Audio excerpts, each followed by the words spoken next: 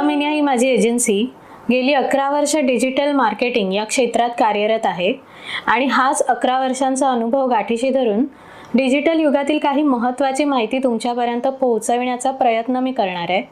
तर जाणून घेऊया आजच्या विषयाबद्दल। आजचा विषय आहे जीमेल। जीमेलमध्ये काही महत्त्वाचे फीचर्स आहेत जे वापरून आपण आपलं काम अधिक सोपं करू शकतो। तर यातलं पहिलं फीचर आहे स्केड्यूल ईमेल।